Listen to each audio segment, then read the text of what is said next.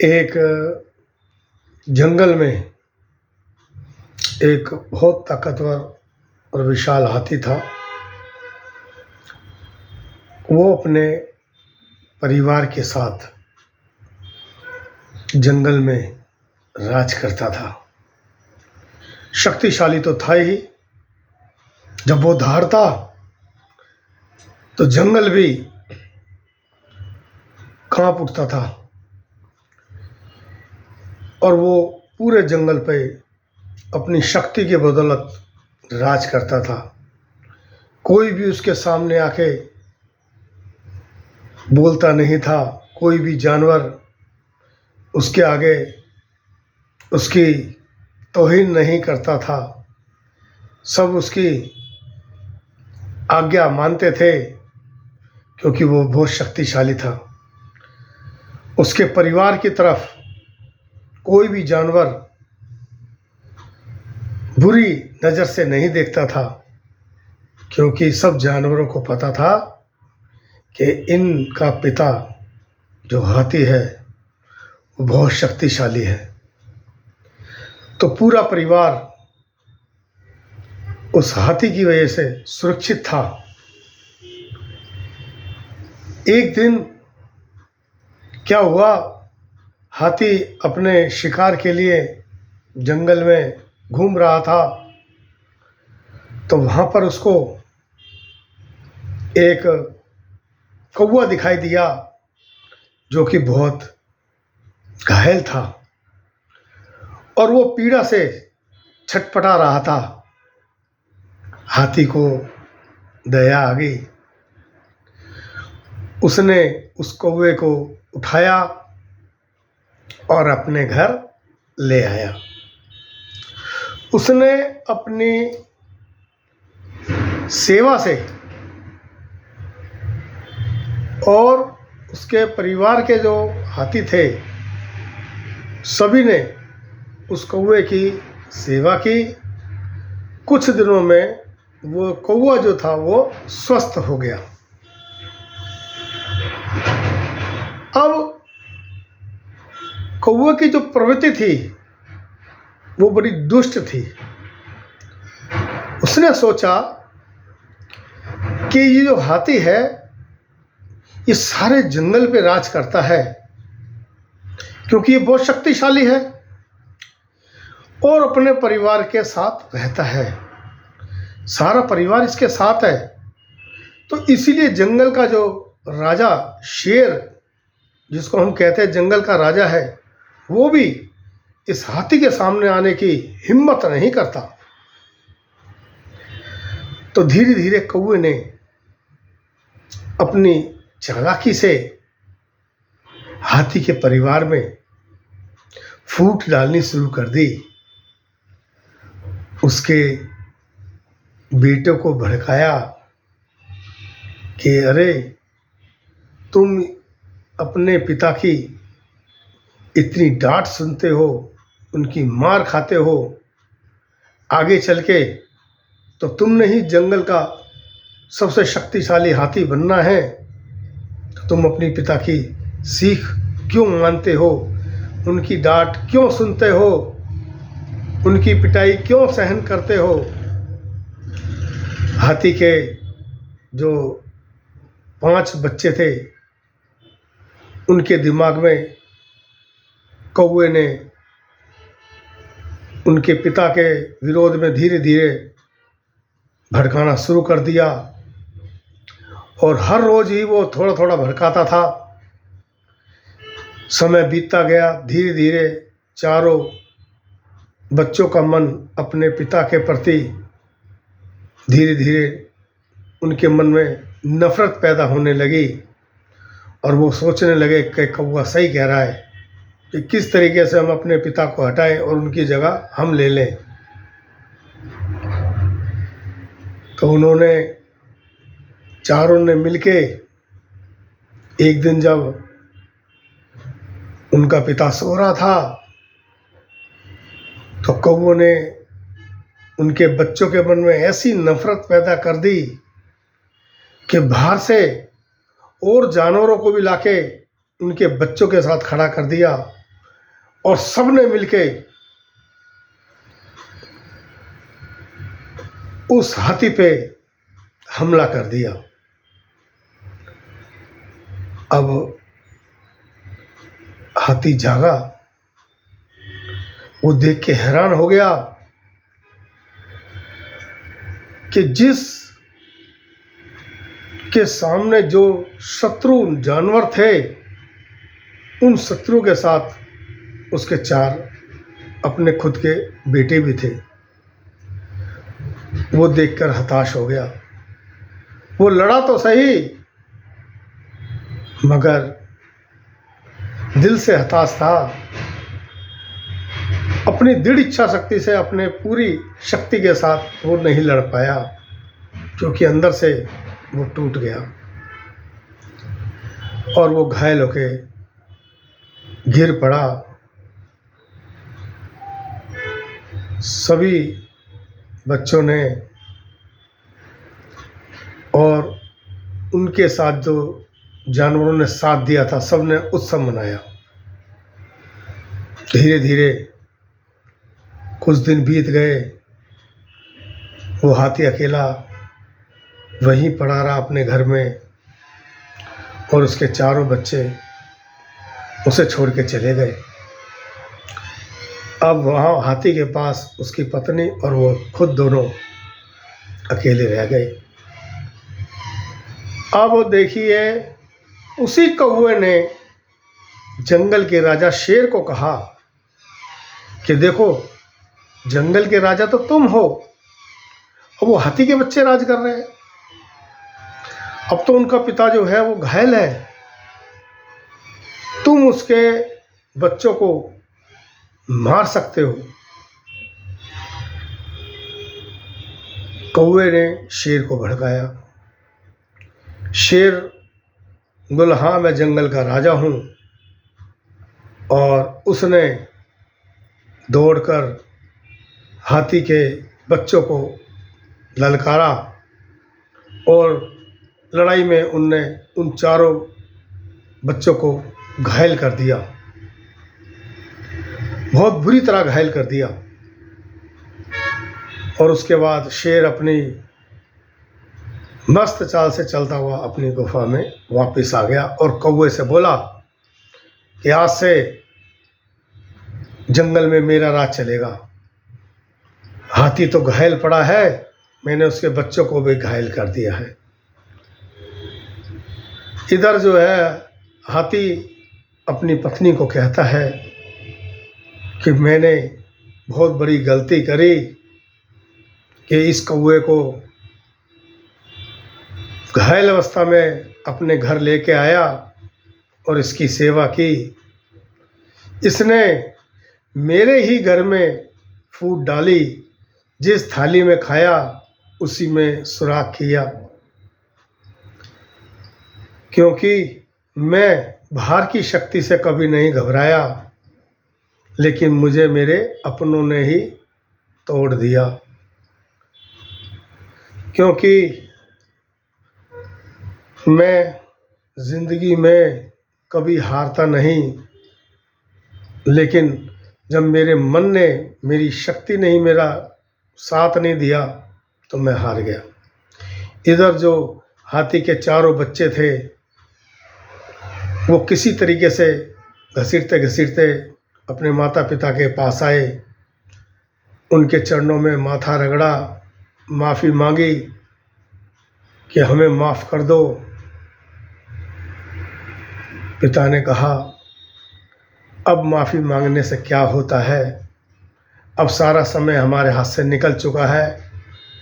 याद रखना बच्चों, जिस तरीके से जब बिल्डिंग बनाते हैं, मकान बनाते हैं, तो उसकी जो बुनियाद है जितनी मजबूत होगी मकान उतना ही मजबूत होगा, और मजबूत बुनियाद पे हम जितनी मर्जी ऊंची बिल्डिंग बना लें वो बिल्डिंग कभी नहीं हिलती। इसी तरह हमारा परिवार था। जब तक मेरा राज था, मेरे में शक्ति थी, मेरा तुम हुक्म मानते थे, मेरी डांट सुनते थे, मेरी मार खाते थे, तो मैं यहाँ का एक बलशाली ताकतवर हाथी था, जिसके आगे शेर भी डरता था, क्योंकि हमारे अंदर एकता थी। लेकिन तुमने मुझको असहाय कर दिया, मेरे साथ विश्वासघात करके तुमने मुझे तो घायल किया, लेकिन अपना भी जीवन चौपट कर लिया। तो कहने का तात्पर्य है कि घर का भेदी ही लंका को ढाता है। कहते ना, घर का भेदी ही लंका को ढाता है। हम जब तक इकट्ठा रहेंगे,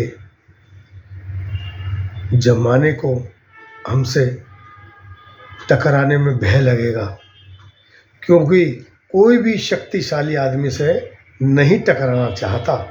जैसे कि मैंने एक हाथी का उदाहरण दिया। आज परिवार में बच्चे अगर अपने माता पिता से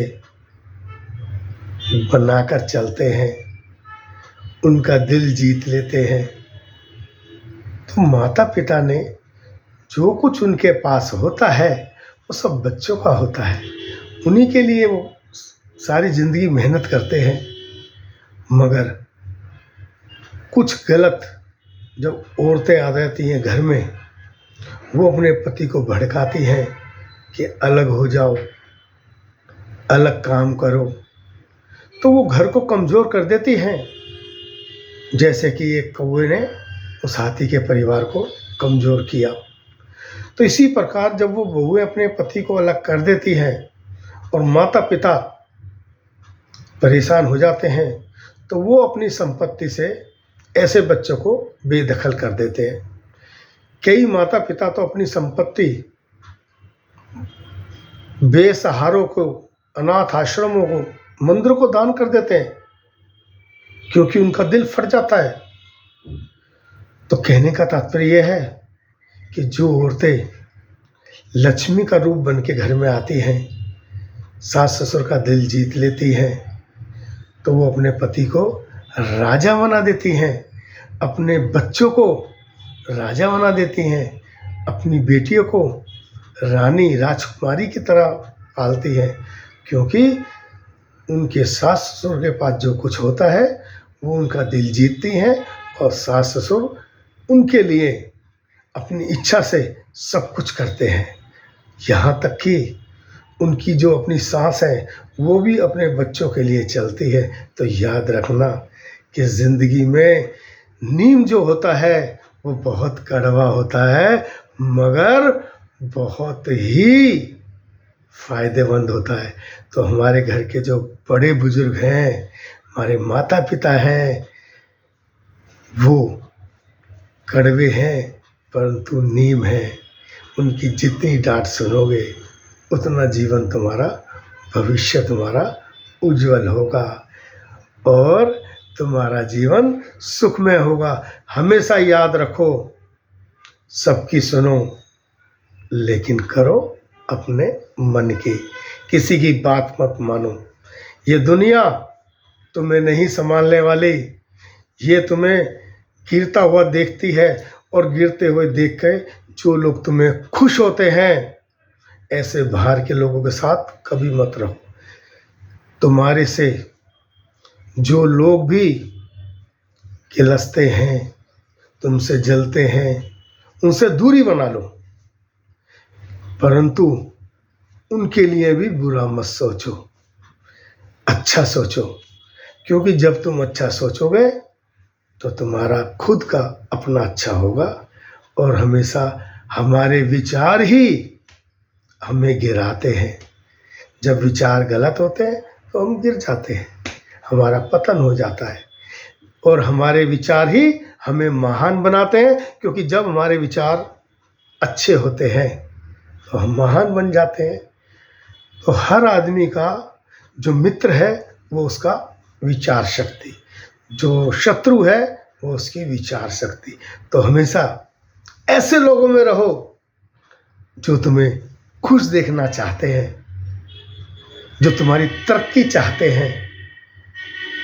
हमें सोचना चाहिए यह कलयुग है। आज हमें खुश देखकर बहुत कम लोग होते हैं जो खुश होते हैं। हमारी तरक्की देखकर बहुत कम लोग होते हैं जो खुश होते हैं। तो ऐसे लोगों को पहचानो, उनके साथ रहो, क्योंकि जब हम गलत विचार सोचकर उदास होते हैं तो हमारे जो शरीर है, इस शरीर में कमजोरी आने लगती है।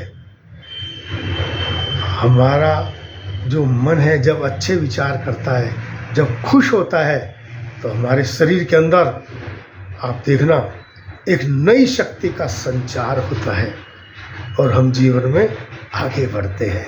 तो जीवन में आगे बढ़ने के लिए खुशी बहुत ज़रूरी है, आनंद बहुत ज़रूरी है।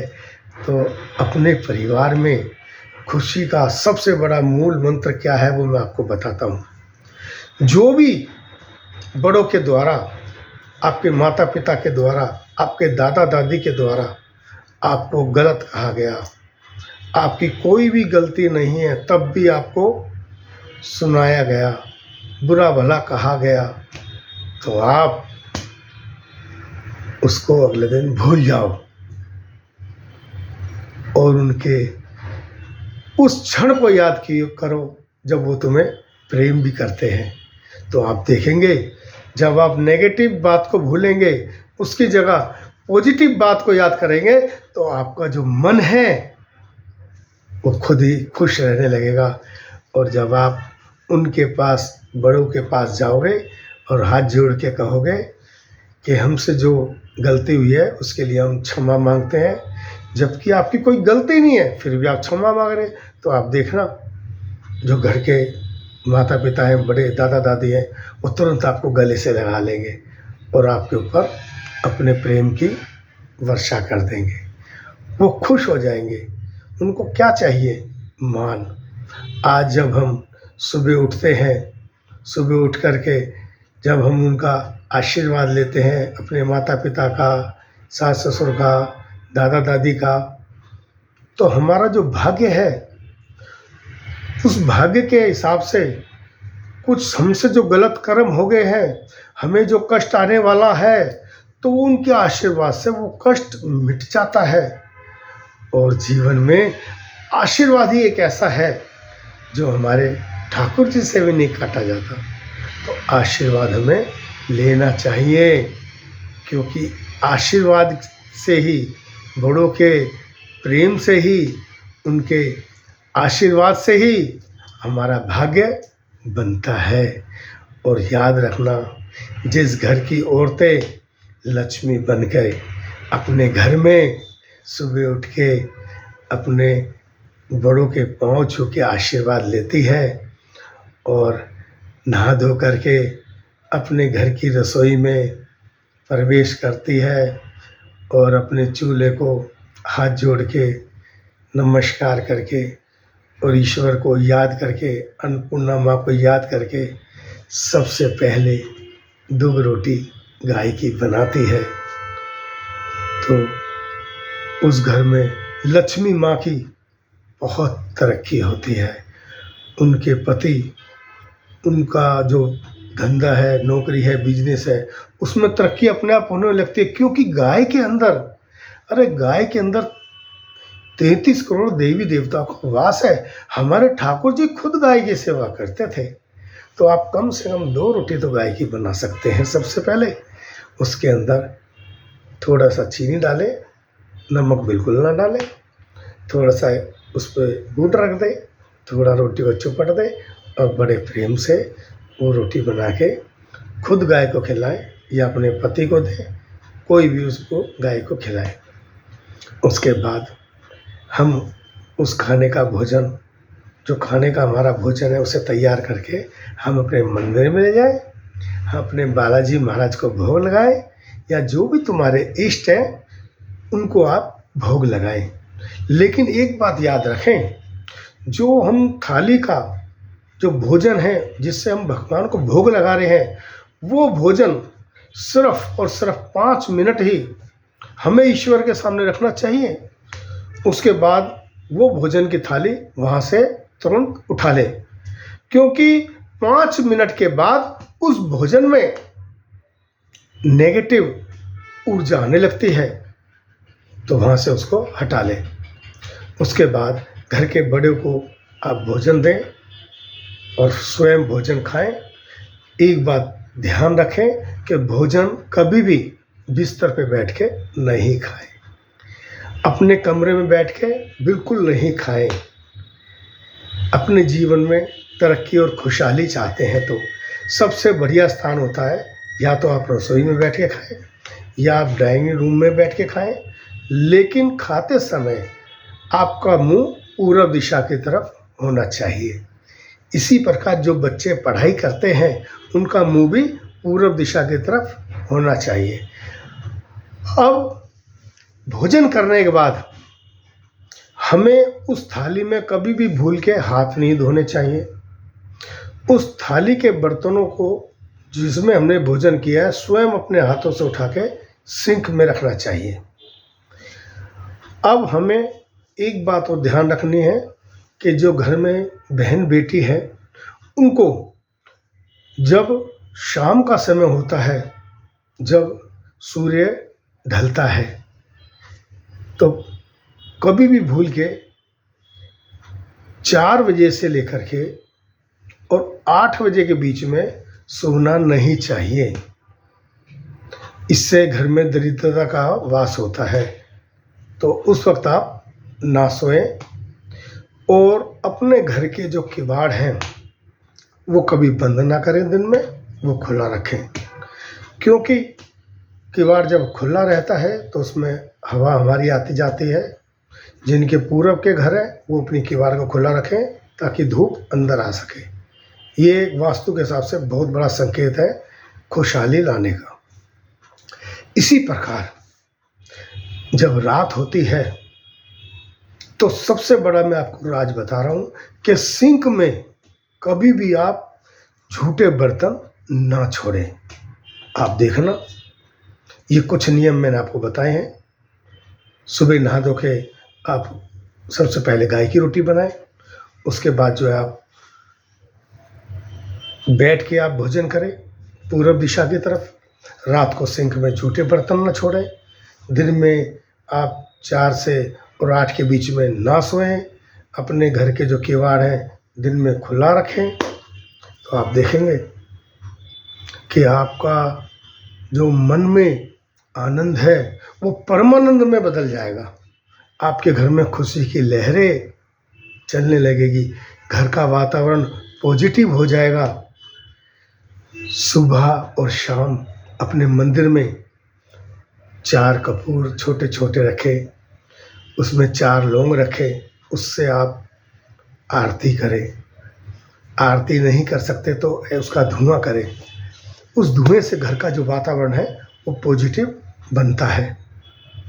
इसी प्रकार जो हमारा घर होता है, जब हम घर में मुख्य गेट से अंदर आते हैं तो वहाँ पे बाहर कभी भूल कर भी जूते ना रखें। इससे हमारी जो लक्ष्मी है वो घर के अंदर प्रवेश नहीं करती, बाहर से ही चली जाती है। इस चीज़ का विशेष ध्यान रखें कि हमें अपने घर में सफाई रखनी है।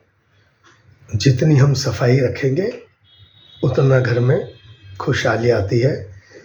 अपना बिस्तर सुबह उठने के बाद हमें अपने हाथों से ही उसको साफ करना चाहिए।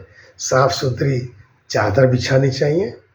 विशेष ध्यान रखें, जो आप कपड़े पहनते हैं वो कपड़े कभी भी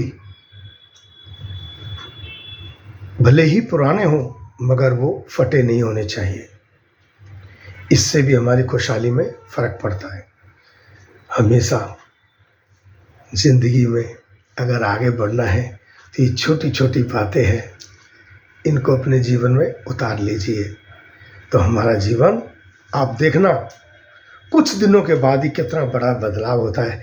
क्योंकि जीवन में जिसके हृदय में आनंद है, अरे जीने का आनंद तो वो ही जानता है। जीने का असली मज़ा मस्ती में है, और मस्ती में रहने के लिए हमें ये नियम और ये कर्म करने चाहिए।